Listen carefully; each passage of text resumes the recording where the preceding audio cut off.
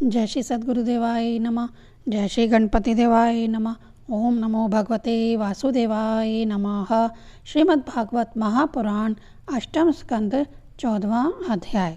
मनु आदि के पृथक पृथक कर्मों का निरूपण। राजा परीक्षित ने पूछा, भगवान, आपके द्वारा वर्णित ये मनुपुत्र सप्तर्षि आदि अपने अपने मनवंतर में किसके द्वारा नियुक्त होकर कौन कौन सा काम किस प्रकार करते हैं, यह आप कृपा करके मुझसे बतलाइए। श्री सुखदेव जी कहते हैं, परीक्षित, मनुपुत्र सप्तर्षि और देवता सबको नियुक्त करने वाले स्वयं भगवान ही हैं। राजन, भगवान के जिन यज्ञ पुरुष आदि अवतार शरीरों का वर्णन मैंने किया है, उन्हीं की प्रेरणा से मनु आदि विश्व व्यवस्था का संचालन करते हैं। चतुर्युगी के अंत में समय के उलटफेर से जब श्रुतियाँ नष्ट प्राय हो जाती हैं, तब सप्तर्षि गण अपनी तपस्या से पुनः उनका साक्षात्कार करते हैं। उन श्रुतियों से ही सनातन धर्म की रक्षा होती है।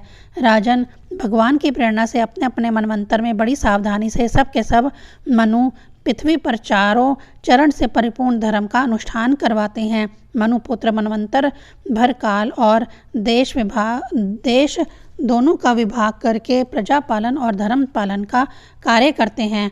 पंच महायज्ञ आदि कर्मों में जिन ऋषि, पितर, भूत और मनुष्य आदि का संबंध है, उनके साथ देवता और मनवंतर में यज्ञ का भाग स्वीकार करते हैं। इंद्र भगवान की दी हुई त्रिलोकी की अतुल संपत्ति का उपभोग और प्रजा का पालन करते हैं। संसार में यथेष्ट वर्षा करने का अधिकार भी उन्हीं को है। भगवान युग युग में सनक आदि सिद्धों का रूप धारण करके ज्ञान का, याज्ञवल्क्य आदि ऋषियों का रूप धारण करके कर्म का और दत्तात्रेय आदि योगीश्वर के रूप में योग का उपदेश करते हैं। वे मरीच आदि प्रजापतियों के रूप में सृष्टि का विस्तार करते हैं। सम्राट के रूप में लुटेरों का वध करते हैं और शीत, उष्ण आदि विभिन्न गुणों का धारण करके काल रूप से सबका संहार की ओर ले जाते हैं। नाम और रूप की माया से प्राणियों की बुद्धि विमूढ़ हो रही है, इसीलिए वह अनेक प्रकार के दर्शन शास्त्रों के द्वारा महिमा तो भगवान की ही गाते हैं, परंतु उनके वास्तविक स्वरूप को नहीं जान पाते। परीक्षित, इस प्रकार मैंने तुम्हें महाकल्प और अवंतर कल्प का परिमाण सुना दिया। पुराण तत्व के विद्वानों ने प्रत्येक अवंतर कल्प में 14 मनवंतर बतलाए हैं। 14वां अध्याय संपूर्ण। 15वां अध्याय। राजा बलि की स्वर्ग पर विजय। राजा परीक्षित ने पूछा, भगवान श्री हरि स्वयं ही सबके स्वामी हैं, फिर उन्होंने दीनहीन की भांति राजा बलि से 3 पग पृथ्वी क्यों मांगी तथा जो कुछ वे चाहते थे वह मिल जाने पर भी उन्होंने बलि को बांधा क्यों? मेरे हृदय में इस बात का बड़ा कौतूहल है कि स्वयं परिपूर्ण यज्ञेश्वर भगवान के द्वारा याचना और निरपराध का बंधन, ये दोनों ही कैसे संभव हुए? हम लोग यह जानना चाहते हैं। श्री सुखदेव जी ने कहा, परीक्षित, जब इंद्र ने बलि को पराजित करके उनकी संपत्ति छीन ली और उनके प्राण भी ले लिए, तब भृगुनंदन शुक्राचार्य ने उन्हें अपनी संजीवनी विद्या से जीवित कर दिया। इस बार शुक्राचार्य के शिष्य महात्मा बलि ने अपना सर्वस्व उनके चरणों पर चढ़ा दिया और वह तन मन से गुरु जी के साथ ही समस्त भृगुवंशी ब्राह्मणों की सेवा करने लगे। इससे प्रभावशाली भृगुवंशी ब्राह्मण उन पर बहुत प्रसन्न हुए।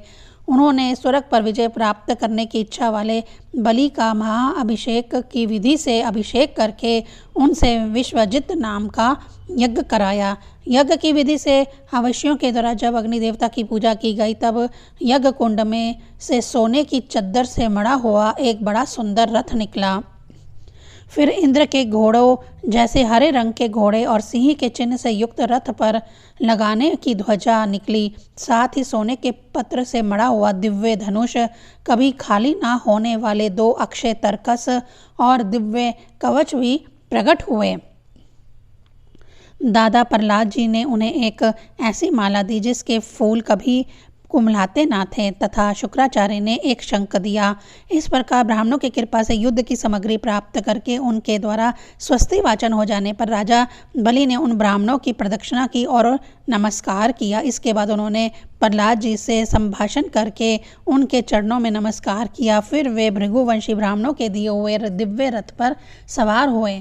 जब महारथी राजा बलि ने कवच धारण कर धनुष, तलवार, तरकस आदि शस्त्र ग्रहण कर लिए, तथा दादा की दी हुई सुंदर माला धारण कर ली, तब उनकी बड़ी शोभा हुई। उनकी भुजाओं में सोने के बाजूबंद और कानों में मकराकृत कुंडल जगमगा रहे थे। उनके कारण रथ पर बैठे हुए वे ऐसे सुशोभित हो रहे थे मानो अग्निकुंड में अग्नि प्रज्वलित हो रही हो।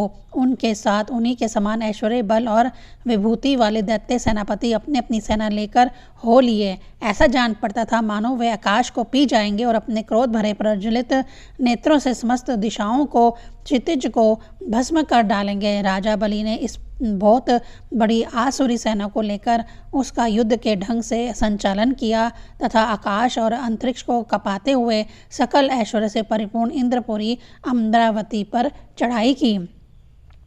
देवताओं की राजधानी अमरावती में बड़े सुंदर सुंदर नंदन वन आदि उद्यान और उपवन हैं। उन उद्यानों और उपवन में पक्षियों के जोड़े चहकते रहते हैं। मधु लोभी भौरे मत वाले होकर गुनगुनाते रहते हैं। लाल लाल नए नए पत्तों, फलों और पुष्पों से कल्प वृक्षों की शाखाएं लदी रहती हैं। वहाँ के सरोवर में हंस, सारस, चकवे और बतखों की भीड़ लगी रहती है। उन्हीं में देवताओं के द्वारा सम्मानित देवांगनाएं जल क्रीड़ा करती रहती हैं। ज्योतिर्मय आकाश गंगा ने खाई की भांति अमरावती को चारों ओर से घेर रखा है।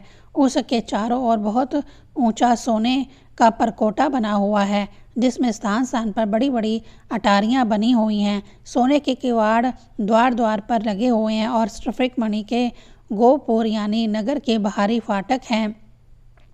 उसमें अलग अलग बड़े बड़े राजमार्ग हैं। स्वयं विश्वकर्मा ने ही उस पुरी का निर्माण किया है। सभा के स्थान, खेल के चबूतरे और रथ चलने के बड़े बड़े मार्गों से वह शोभामान हैं। 10 करोड़ विमान उसमें सर्वदा विद्यमान रहते हैं और मणियों के बड़े बड़े चौराहे एवं हीरे और मूंगे की वेदियां बनी हुई हैं। वहाँ की स्त्रियां सर्वदा 16 वर्षों की ही सी रहती हैं। उनका यौवन और सौंदर्य स्थिर रहता है। वह निर्मल वस्त्र पहनकर अपने रूप की छटा से इस प्रकार दीप्तिमान होती हैं जैसे अपनी ज्वालाओं से अग्नि। देवांगनाओं के जूड़े से गिरे हुए नवीन सुगंधित पुष्पों की सुगंध लेकर वहाँ के मार्गों में मंद मंद हवा चलती रहती है। सुनहली खिड़कियों में से आगर की सुगंध से युक्त सफ़ेद धुआं निकल निकल कर वहाँ के मार्गों को ढक दिया करता है। उसी मार्ग से देवांगनाएं जाती आती हैं। स्थान स्थान पर मोतियों के झालरों से सजाए हुए चंदोवे तने रहते हैं। सोने की मणिमय पताकाएं फहराती रहती हैं। छज्जों पर अनेकों झंडियां लहराती रहती हैं। मोर, कबूतर और भौरे कल गान करते रहते हैं। देवांगनाओं के मधुर संगीत से वहाँ सदा ही मंगल छाया रहता है। मृदंग, शंख, नगारे, ढोल, वीणा, वंशी, मंजीरे और ऋषियाँ बजती रहती हैं। गंधर्व बाजों के साथ गाया करती हैं और अप्सराएं नाचा करती हैं। इनमें अमरावती इतनी मनोहर जान पड़ती है मानो उसने अपनी छटा से छट्टा की अधिष्ठात्री देवी को भी जीत लिया है। उस पुर में अधर्मी, दुष्ट, जीवद्रोही, ठग, मानी, कामी और लोभी नहीं जा सकते। जो इन दोषों से रहित है वह ही वहाँ जाते हैं। असुरों की सेना के स्वामी राजा बलि ने अपनी बहुत बड़ी सेना से बाहर की और सब ओर से अमरावती को घेर लिया और इंद्र पत्नियों के हृदय में भय का संचार करते हुए उन्होंने शुक्राचार्य के दिए हुए महान शंख को बजाया। उस शंख की ध्वनि सर्वत्र फैल गई। इंद्र ने देखा कि बलि ने युद्ध की बहुत बड़ी तैयारी की है, अतः सब देवताओं के साथ वे अपने गुरु बृहस्पति के पास गए और उनसे बोले, भगवान, मेरे पुराने शत्रु बलि ने इस बार युद्ध की बहुत बड़ी तैयारी की है। मुझे ऐसा जान पड़ता है कि हम लोग उनका सामना नहीं कर सकेंगे। पता नहीं किस शक्ति से इनकी इतनी बढ़ती हो गई है। मैं देखता हूँ कि इस समय बलि को कोई भी किसी प्रकार से रोक नहीं सकता। वे प्रलय की आग के समान बढ़ गए हैं और जान पड़ता है मुख से इस विश्व को पी जाएंगे, जीभ से 10 दिशाओं को चाट जाएंगे और नेत्रों की ज्वाला से दिशाओं को भस्म कर देंगे। आप कृपा करके मुझे बतलाइए कि मेरे शत्रु की इतनी बढ़ती का, जिसे किसी प्रकार भी दबाया नहीं जा सकता, क्या कारण है? इसके शरीर, मन और इंद्रियों में इतना बल और इतना तेज कहाँ से आ गया है कि इसने इतनी बड़ी तैयारी करके चढ़ाई की है? देवगुरु बृहस्पति जी ने कहा, इंद्र, मैं तुम्हारे शत्रु बलि की उन्नति का कारण जानता हूँ। ब्रह्मवादी भृगुवंशियों ने अपने शिष्य बलि को महान तेज देकर शक्तियों का खजाना बना दिया है। सर्वशक्तिमान भगवान को छोड़कर तुम या तुम्हारे जैसा और कोई भी बलि के सामने उसी प्रकार नहीं ठहर सकता जैसे काल के सामने प्राणी।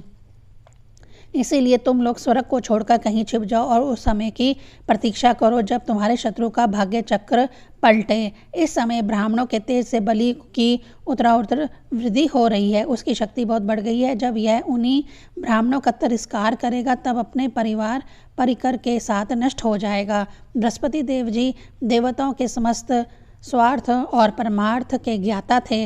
उन्होंने जब इस प्रकार देवताओं को सलाह दी तब वे स्वेच्छानुसार रूप धारण करके स्वर्ग छोड़कर चले गए। देवताओं के छिप जाने पर विरोचन नंदन बलि ने अमरावतीपुरी पर अपना अधिकार कर लिया और फिर तीनों लोकों को जीत लिया। जब बलि विश्व विजयी हो गए तब शिष्य प्रेमी भृगुवंशियों ने अपने अनुगत शिष्य से 100 अश्वमेघ यज्ञ करवाए। उन यज्ञों के प्रभाव से बलि की कीर्ति कौमुदी तीनों लोकों से बाहर भी 10 दिशाओं में फैल गई और वे नक्षत्रों के राजा चंद्रमा के समान शोभमान हुए। ब्राह्मण देवताओं की कृपा से प्राप्त समृद्ध राज्य लक्ष्मी की वह बड़ी उदारता से उपभोग करने लगे और अपने को कृतकृत्य सा मानने लगे। 8वां अध्याय संपूर्ण। ओम नमो भगवते वासुदेवाय नमः।